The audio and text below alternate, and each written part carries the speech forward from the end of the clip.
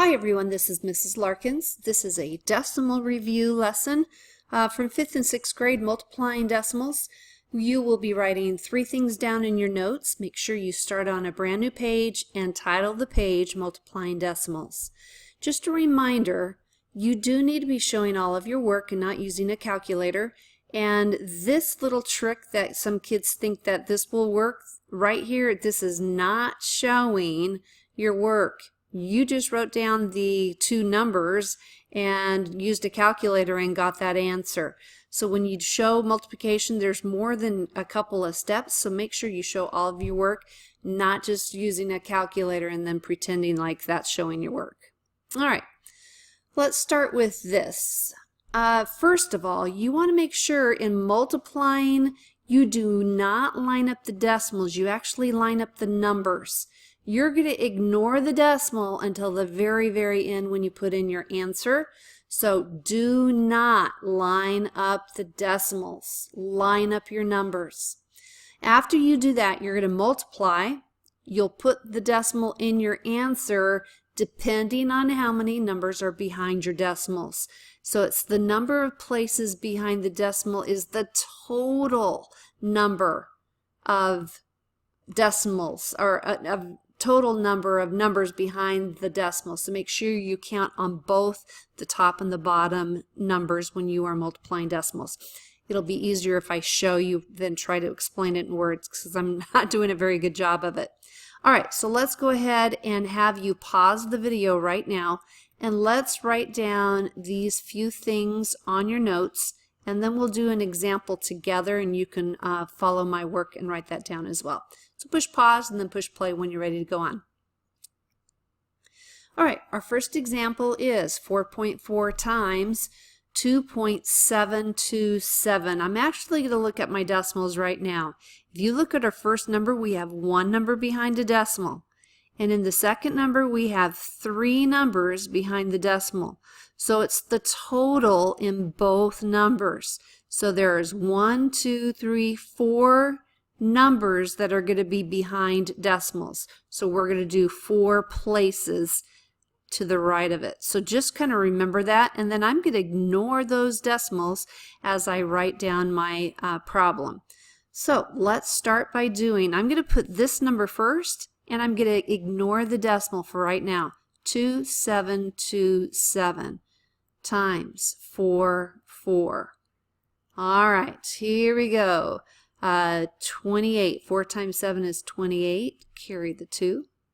4 times 2 is 8. Plus 2 is 10. 4 times 7 is 28. Plus 1 is 29.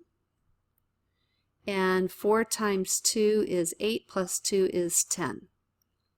All right, we are done with this first number. You put a 0 in that one's column, and then you multiply it again. It's the same number. So it's going to be this number again. We'll just scoot over those numbers. Did you guys know that that was a shortcut? And you certainly can do it the long way. All right, we have multiplied both of those. So let's go and add those 2 products together. So here we go. 8 plus 0, 8, 8, 9, 9, 1, 1. Now, here's the trick. We need to go and put in our decimal, and our decimal needs to be behind. We have to have 4 numbers behind the decimal. So there's 1, 2, 3, 4, and our decimal would go right there.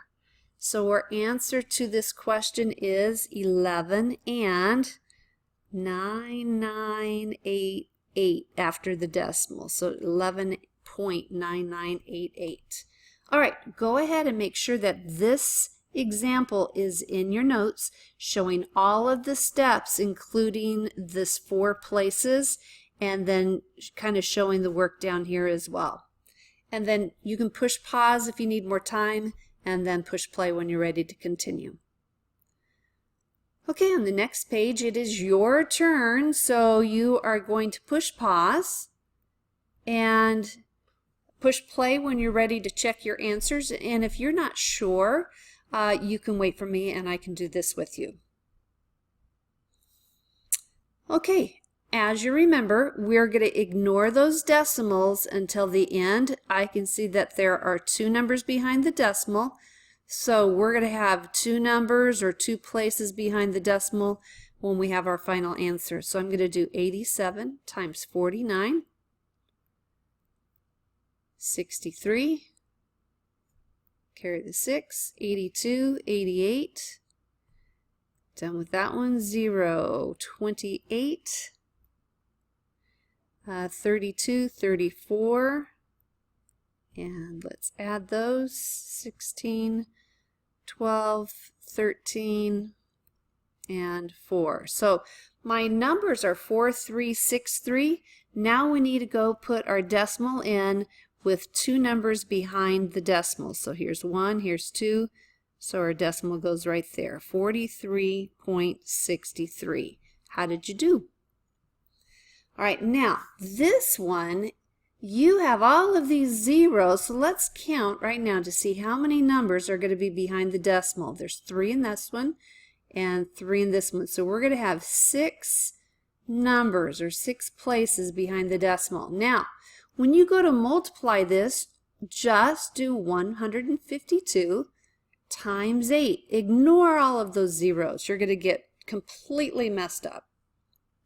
All right, so we have 16, carry the 1, 40 plus 1 is 41, and 8 plus 4 is 12. Now, we need 6 places, but I only have 4 numbers. So we're going to add 2 zeros this direction, and now I have 6 places, and my decimal goes right there. So your complete or final answer is 0.001216. All right, now if that one was tricky, I would erase my work and then go and show that we did 6 places, and then show that we just multiply it by 8 so you don't get all of those zeros and are completely confused. It's actually a lot easier than it sounded or looked like. All right, one more time. Let's let you do 2 more on your own. Go ahead and push pause and then push play when you are ready to continue. All right, let's look at our decimals here. We have 2 numbers behind the decimal here and 1 here. So we have 3 places in our answer. All right, let's do 53 times 21. That's going to be a 3 and a 5. We're done with that. 6 and 10. All right, 3, 11, 1 and 1. All right, 1, 1, 1, 3.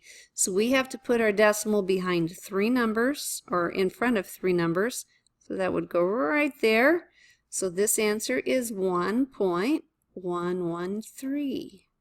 How did you do?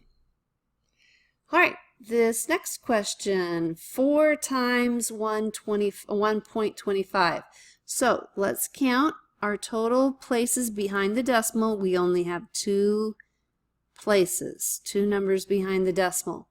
We are going to pretend like this is 4 times 125. I would put the 125 on the top and the 4 on the bottom. All right, multiply. That's a 20. 8, 9, 10.